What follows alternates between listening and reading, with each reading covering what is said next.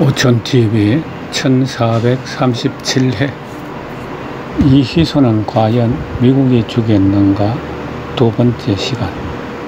이 내용은 카톡에서 받은 사실관계를 잘 모르는 글입니다. 이희소는 편지를 읽으면서 참담한 심경 속에 사로잡혀 있었다. 암담한 기분이었다. 이희소는 그날 1977년 3월 20일 일기를 다음과 같이 적고 있다. 박정희 대통령께서 나에게 편지를 보내왔다. 조국이 나를 필요로 할 때라는 절박한 내용이었다. 내가 핵을 공부하고 연구한 것은 처음에는 적성에 맞기 때문이었다. 그 다음 나의 목적은 핵연료를 이용한 인류의 구원이었다. 핵 에너지를 이용한 자원의 개발, 자원의 새로운 창조는 무한히 열려있다. 나는 지금까지 여기에 내 생애를 바치었다. 또 앞으로도 그러고 싶다. 그러나 조국이 공산화되거나 전쟁의 소용돌이 속에 처할 위험에 처하고 있다고 가정하자. 아니, 지금 조국이 내가 겪는 6.25나 그보다 난 비극의 문턱에 있다고 판단되었을 때 내가 조국을 위해서 할 수 있는 일은 무엇일까? 미국은 월남에서 손을 떼었고 또 한국에서 손을 떼고 있다. 명백한 사실은 조국이 위험한 처지에 있다는 사실이다. 미군 철수, 조국의 공산화, 이런 것을 보면서 핵을 자원의 개발에만 목적을 두었던 나의 신념이 흔들린다면 그것은 잘못된 판단일까? 조국을 지키기 위하여 조국에 내가 할 수 있는 핵 개발의 원리를 제공한다면 그것은 조국을 지켜야 하는 힘이 된다면 비록 대통령이 유신을 철폐하지 않을 경우라도 나를 낳고 나를 길러준 조국의 현실을 내가 배반할 수는 없는 것이 아닌가. 그것이 나를 죽음으로 몰아넣는 것인지도 모르지만 죽는다. 내가 죽음으로 조국을 살릴 수 있다. 정말 그렇게 해야 하는 걸까? 내가 죽어 조국이 조국으로 남고 내가 사랑하는 어머니와 형제, 친구들을 구할 수 있다면 나는 그래 그 길을 택해야 되는 것일까? 하늘은 나에게 마지막으로 너만이 지금 너희 조국을 구할 수 있다는 명으로 나를 이 자리에 서게 한 것일까? 조국은 나에게 너는 너 능력을 이때에 쓰지 않으면 너는 평생을 후회할 것이라고 말하는 것인가? 살신, 성인, 견의, 치명, 멸사, 봉공, 진인사, 대천명, 나의 운명, 어머니, 아내, 아이들, 그리고 형제들, 하늘이여, 무엇이 참다운 삶이고 내가 지금 어떤 행동을 하여야 하는가를 안내하여 주소서. 이 서한을 읽으면서 박 대통령과 이희소 박사의 고뇌를 읽을 박 대통령의 두 번째 편지. 이희소 박사님, 안녕하십니까? 지난번 편지를 받으셨을 것입니다. 무례한 것 여러 가지 용서하십시오. 제가 박사님께 편지를 띄운 후 20여일 동안 미국은 저나 한국 정부의 한마디 상의도 없이 미사일 부대 완전 철수에 이어 지상군 17,000여 명을 철수했습니다. 주한미군은 해체된 것이나 다름없습니다. 박사님께서 지금이라도 귀국하여 주십시오. 박사님이 한국에 계시다면 미국은 그렇게 함부로 하지는 못합니다. 박사님이 귀국만이 조국을 구할 수 있는 방법입니다. 시간은 절박하고 상황은 급박해졌습니다. 다시는 미국 측에 비굴할 수도 없고 비굴하지도 않겠습니다. 박사님, 다시 청하오니 귀국하여 주십시오. 1977년 4월 8일 대한민국 대통령 박정희 배상.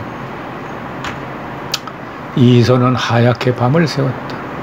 그리고는 스케줄을 더듬어 보았다.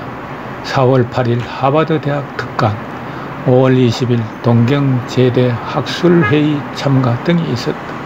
그리고 무엇보다 완성단계에 있는 희고수 입자에 미치는 강작용의 영향이란 방대한 논문도 며칠 내로 마쳐야 한다.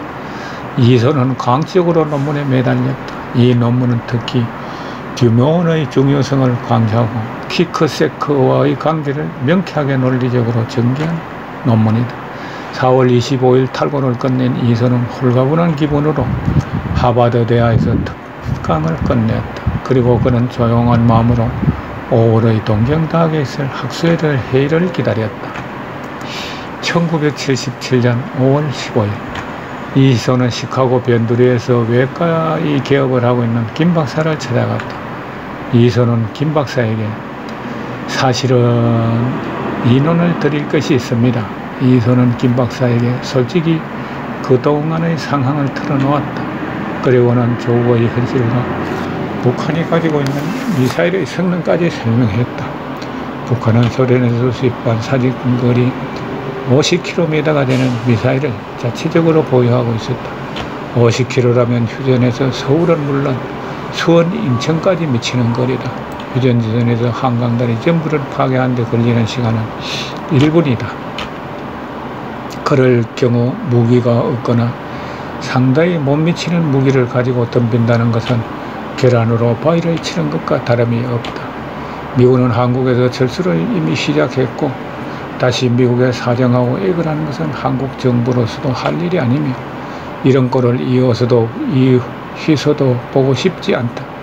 74년에 귀국했다가 박 대통령의 부탁으로 당시 미국 내에 있는 과학자들에게 주한미국 철수 정책을 시정해 달라고 편지도 하고 전화도 하고 찾아다니기도 한 나로서는 다시 그럴 수는 없다.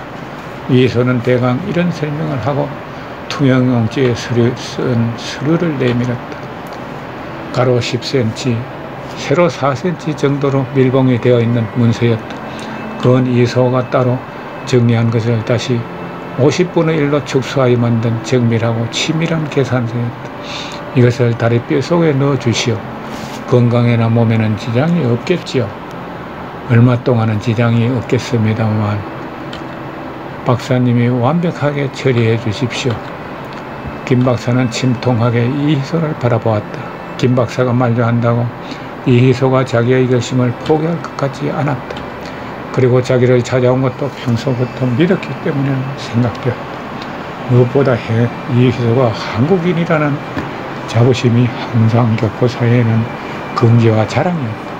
김 박사는 더러운 의사와 간호사까지 출입을 금지시킨 가운데 이희소의 다리에 마취 주사를 꽂았다. 살이 베어지고 소독이 된 서류를 안치하고 수술은 생각보다 빠르고 신속하게 진행되었다. 이희소는 집으로 돌아왔다. 이희소가 발표한 희고수 입자에 미치는 강작용 영역은 물리학의 또 다른 파문을 일으켰다. 살람 교수는 물리학의 새로운 경제의 논문이라고 극찬했고 세계의 핵과학자들은 다투어 이희소 논문을 구하려고 하였다. 1977년 5월 19일 동경에 도착한 이희소. 다음날 발표할 논문들을 정리하고 한국 청와대에 전문을 쳤다. 5월 21일 11시 정각 나리타 공항 대기. 나리타 공항 칼 안내소에는 몇 명의 안내원이 대기하고 있었다. 이희소가 비행기에 오르자 바로 출발하였다. 1시간이 좀 지난 후 김포공항에 내자 바로 대기하고 있던 헬리콥터에 올랐다. 헬기는 청와대 정원에 내려앉았다. 박 대통령이 밖에 나가 기다리고 있었다. 고맙소 이 박사. 박 대통령은 이희소의 손을 잡고 눈물을 끄스렸다. 바로 지하실로 내려간 이희소는 미리 대학원했던 의사 2사람의 집도로 수술이 시작되었다. 수술은 간단히 끝났다. 박 대통령은 이희소의 다리 속에서 빼어낸 곁에는 피가 번진 문서를 받고 눈물을 흘렸다. 이 박사 고맙소. 이 박사.